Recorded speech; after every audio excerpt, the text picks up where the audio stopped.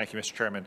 Mr. Secretary, on September 29th, the National School Board Association wrote to the White House calling parents domestic terrorists for being concerned about their kids' school. Within a few days, Attorney General Garland issued a directive to the Department of Justice and the FBI to crack down not just on violent, but what he called, quote, harassment and intimidation against school board administrators, board members, teachers, and staff. The School Board Association met with the White House and got tips from them on what to put in their letter before sending it. We've also recently learned from an internal memorandum that the School Board Association, quote, as disruptions at school board meetings grow, the association has been actively engaged with the Department of Homeland Security. Has anyone from the Department of Homeland Security met with anyone from the National School Board Association? Senator, not that I'm familiar with, and I don't know why that would fall within our jurisdiction. Did you see a copy of the Attorney General's memorandum before it was released? I did not. Okay, thank you. A few weeks ago, it was reported that the Department of Justice was in talks to give payments of up to $450,000 per person to illegal immigrants who were subject to enforcement of the zero tolerance policy during the last administration. Have you or anyone at the Department of Homeland Security been involved in those talks? I have not, and I am not aware of anyone in the department who's been involved in the talks. That is something within the province of the Department of Justice. So let me ask you this, and let me be explicit. I'm not talking about the lawsuits that are filed or the Department of Justice's litigation strategy or potential settlements. Who do you think is more deserving of cash payments from the United States government? Illegal migrants who cross our borders or the family of U.S. soldiers who are killed in action? Senator, I think, if I may, you know how I'll answer that question. I think that the families of those who lost their lives wearing our nation's uniform are our greatest responsibility as a nation. So do you think it's Senator, shocking that illegal migrants could get up to 4.5 times what the family Senator, of a service member killed in action? Senator, if I may, I'm a lawyer by profession, so I don't think it advisable to render opinions on facts, on cases, the facts and circumstances of which I am not familiar, because I know that the cases that are before the Department of Justice, to which you are referring, are Federal Tort Claims Act, where not all of those unlawfully present are filing suit against the government, but those parents whose children were taken from them as a means of deterring irregular migration, part of the zero tolerance policy of the prior administration, the family separation policy that received bipartisan condemnation and, quite frankly, the condemnation of the American public. What is an appropriate outcome of that litigation in response to the family separation policy, the cruel policy, is something I cannot opine on. Well, since you called the policy cruel, let me ask you this.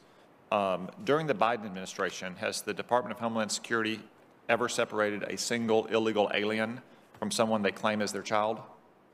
Yes, but not as part of the zero tolerance policy, not as part of the family separation policy that was so cruel. Let me explain. So, I understand that you're saying it's not part of the policy. I'm sorry. No. If I may, Senator, no, I must actually, clarify. No, you may not. It's my time. I'm sorry, my time is limited.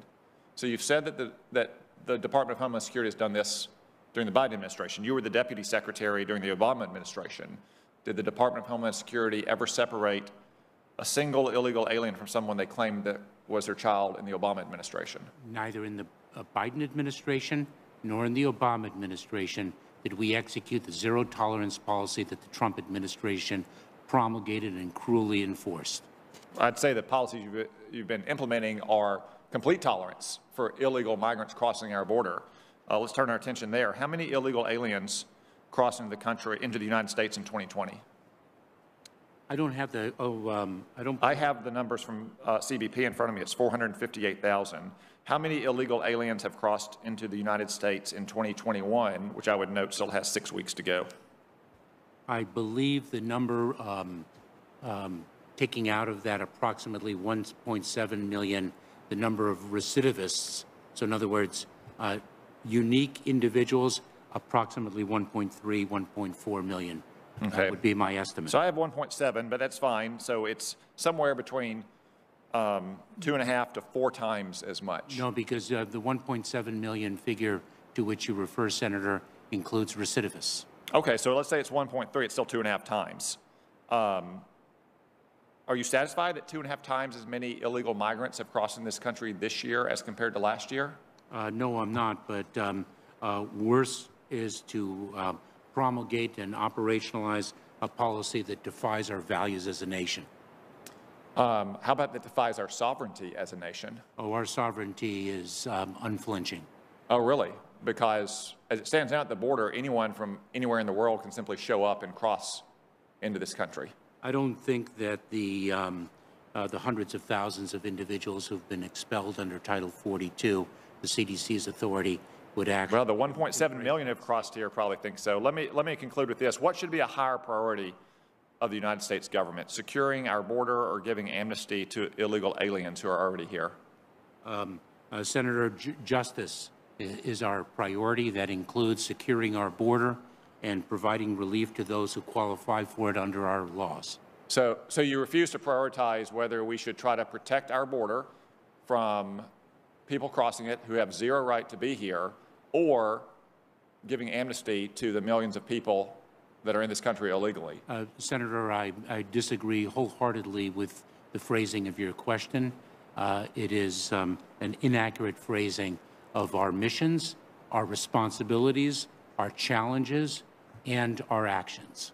How is it inaccurate? I mean, we have had 1.3 million by your own admission cross just this year. There are millions more in this country who are here illegally. I'm simply asking you, what is more important? What's a higher priority of the United States government, to protect our border or to give amnesty to those who are here illegally? Senator, we do not have the authority nor the intention to give amnesty. You testified that you wanted it, though, in your opening statement. No, a pathway to citizenship, legal status, whatever you want to call it, any kind of adjustment. What's more important, securing our border or giving some kind of adjustment to the legal status of those illegal aliens present in the country today? Senator, I consider those to be both very significant priorities because they are inextricably intertwined.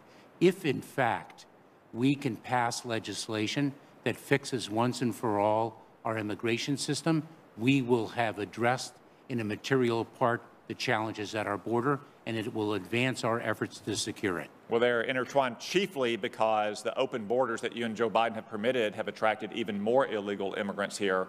That means our borders are more open than it ever has been. Thank you, Senator Cotton. Senator Lee, we're on the second round of questions, 3 minutes. Thank you, Mr. Chairman. Mr. Secretary, on some of these questions, including the questions many of my colleagues have asked about the proposed settlement with those who have crossed through our borders unlawfully, you've indicated you're inclined to dodge the question.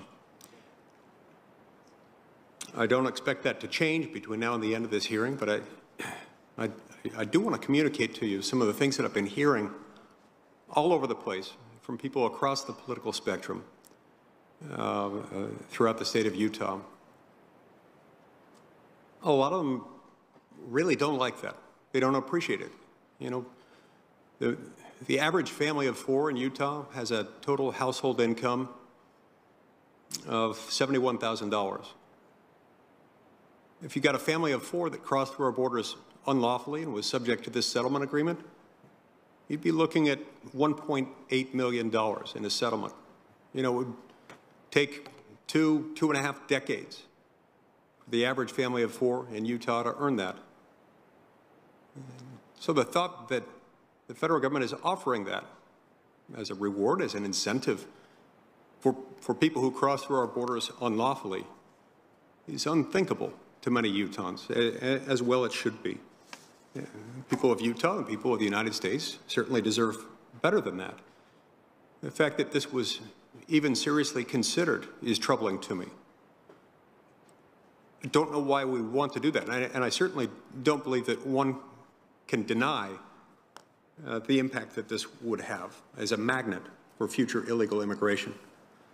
Now, about 60% of those here unlawfully are visa overstays, people who came here lawfully and then fell out of their lawful status.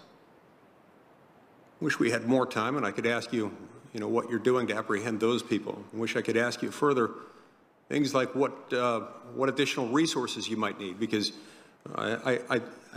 it'd be good to know what we could do for you to be able to gain operational control of the border again, which the American people want and expect and need and deserve. Look, the Department of Homeland Security has clearly failed in its mission to maintain operational control of its borders. The department itself acknowledges how important it is. Over 2 million people have likely crossed over our southern border illegally this year with no end in sight. You've seen no concrete plan for stopping these border surges. Instead, your department's focused on climate change. These facts seem to indicate, Mr. Secretary, that Americans cannot hope to keep fentanyl out of their communities, that terrorists and gang members can't be kept out of their neighborhoods, and criminal aliens off their streets, as long as you're in charge of the Department of Homeland Security and running it the way that you've been running it. This cannot continue. For the safety of the American people, including people like the woman who was recently raped in open sight in a Philadelphia subway train just recently by someone who shouldn't have been here in the first place, who had a criminal alien background. I implore you, you got to fix this. Fix it or step down. Thank you.